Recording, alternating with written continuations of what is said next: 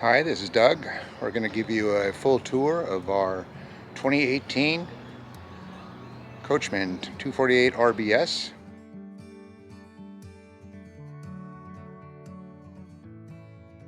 We've had this thing for 3 years, almost 3.5 years now, and we want to show you some of the things we've done in the rig, give you a full tour, and show you some of the improvements we made once again. So without much ado, we'll go ahead and start. So we're going to start in front and show you some of the things we've done. We added this Anderson trailer block. This enables us to really shorten up the shaft there of the jack and makes it much more stable. Since we want to keep our unit, we did a lot of research and we picked up this Proven Industries hitch lock. This is very beefy. You see the chains go in it, so your chains are safe and everything. And yeah, could somebody probably roll away with it? Yeah, but it'd be much more difficult. We keep this lock on this, not so much for the theft here, but so that if we're stopped somewhere, somebody doesn't pull that pin out that normally comes with it, and makes it a little more difficult for someone just to mess around, so we don't have to worry about keeping an eye on it, somebody doing something nefarious. We added this safety brake coil cable, and just makes things a little bit easier to mess with. Added this carabiner here, so it just clips right on. Store it here for now. Of course, two 20-pound tanks underneath there, and of course the electric jack. Now, one of the first things we did is we took out the single marine 12-volt battery that they had put on the rig initially and added two golf cart 6-volt batteries and put them in pairs to make 12 volts. This gave us a lot more amp hours and is significantly better. We don't do a lot of dry camping, but it's nice to have something like that to give you a little more battery power. And it was fairly simple to do. A little bit more for the batteries, but they hold up really, really well. Now over here is my equalizer weight distribution hitch, and I've installed this trailer receiver over the A-arm of the trailer. So all I got to do is pick this up with a special handle over the ball, and I'll show you that later, and just slide it in here. So the distance and weight and all the things you have to deal with is just from the back of the truck right in here, and then I just use the same hitch lock to lock it in place. Then I cover the whole thing with this cover and lock it down with a set of bungee cords, or a bungee cords adjustable.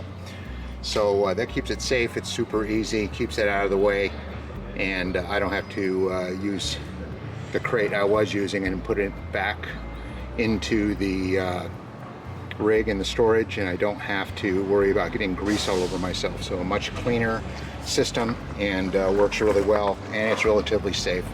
So this equalizer hitch is fully adjustable. Again, weight transfer hitch, works super good. It's one of the best ones you can buy. Now in here is one side of the storage, and what I've done is pretty much everything's in bins. There's black ones back there. There are 4 of those, and they contain a couple of crates for my sewer stuff and waste, and then I have an electrical box and I have a fresh water box. Everything's kept separate, and really makes good use of the storage. And I'm actually able to slide a folding table there, and I have a second one above there. This is for miscellaneous camping stuff, and in that box goes my my Anderson leveling blocks. Now you'll notice that I use a lot of these orange leveling blocks underneath the stabilizer jacks, and the reason I do that is so this doesn't have to extend way down and be less stable. So since I have a different way of leveling, I don't use these really for leveling anymore, but I do use them to block up the stabilizing jacks, so there's just less reach and it's just much more stable. So I do that all the way around along with that Anderson block, and you'll see that everything's not extended out, and thus making it much weaker in the way of stabilization. Okay, so again, we added these little carpets. This is basically made out of some sort of AstroTurf material. You can get it in different colors. And again, these aren't very expensive and add just a ton of grip to the stair and just makes it a lot more safe and just lots more grippy. Now over here, we have the Anderson leveling blocks we use. It used to be kind of a big deal to level out our rig before, and so we'd have to have a level on the side, and you'll see that when I get to that point. And it works in conjunction with the LevelMate Pro, and that is set at level, and then I'm able to see it through an application on my cell phone. So from inside the truck, I can roll back on these eccentric blocks here, find level side to side, and I get that done. Now, I used to use a different type of block system, but in order to stabilize the rig even further, I use these X-Shocks, and so that adds more stability once we're parked and inside, and the thing doesn't the rig doesn't move around much at all with that. We'll get into what are the other things I use. Now these are senders for our TPMS, and I have those on my truck and the trailer so I can monitor everything from inside the truck while we're driving. I can see heat, air pressure, things of that nature. This is the back of the refrigerator. Of course, the back of the furnace, our water heater. And then actually this is the furnace port. The only problem we've had with this is that one time one of the circuit boards went out, and it's really, you can't get to it through here, so you really got to tear apart the inside underneath the refrigerator to get at it. So kind of a pain in the butt. We're looking to get something different. Up here we have a vent for the fan, for the vent fan over the stove. You can close and open that, but we leave it open so we don't forget. We have a couple of 110 volt GFI breaker plugs, and of course a cable TV hookup. Now here's a real seller here for us. It was this outdoor kitchen, and it's pretty complete. I don't see very many just like this. Here's a full-on refrigerator, and this does just run off shore power, so it's pretty big. And we found out that when we're traveling, this thing likes to fly open, things bat against it, so we put that Velcro strip over the top of it. We've added another fire extinguisher in here. Don't ask us why, but we had an incident. This has a Coleman stove. Now they call it a barbecue, but it's really not much of a barbecue, I don't think, but it does work as a good cooktop. So it's good for a cooktop. Barbecuing, not so much, but that's what we use it for, as a cooktop, and we use a dedicated barbecue to run that. It just slips in there, snaps in there. We have some cupboard space up here, and there's a lot of cupboard space, so tons. You have a nice rack up here for putting spices, or in our case, some cleaning materials. Their GFI plug in here, which is nice. The cool thing here, this is hot and cold running water, and it is fully plumbed. So if you want to cook out here and you need some water, this is super great. And it comes with this nice drawer as well. So this is a pretty complete outdoor kitchen at a barbecue, and you're good to go. Keep a few paper towels, of course.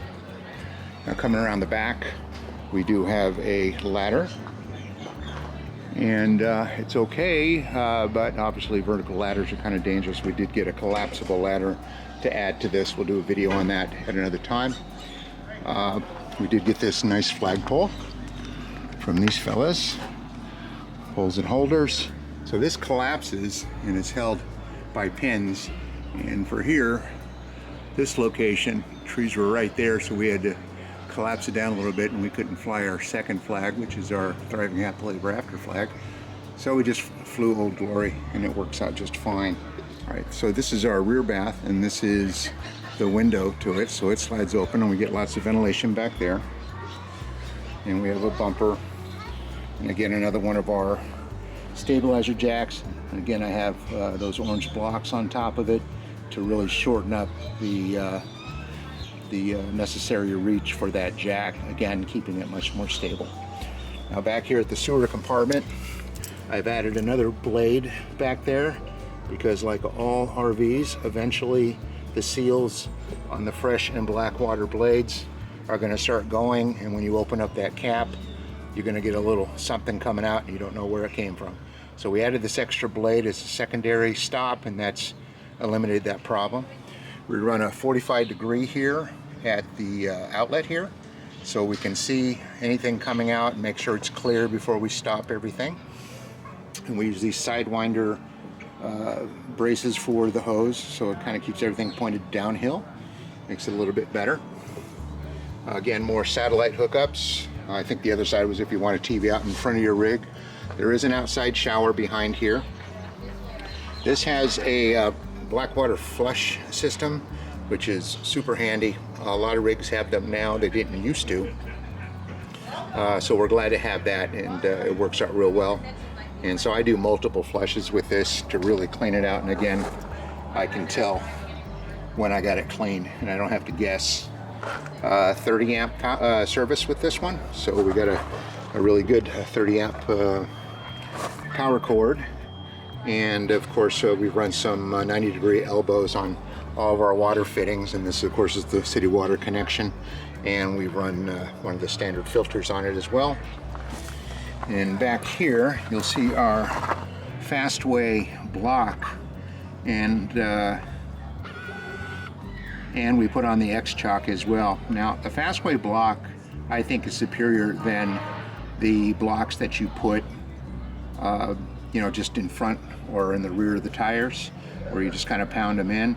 These actually can adjust so that you have a lot of tension, and you just step on them and they snap into place. And when we were just using those were just awesome, and it's very positive. And I do have the black rubber ones, and if I ever needed them I would use them, but I haven't used them yet.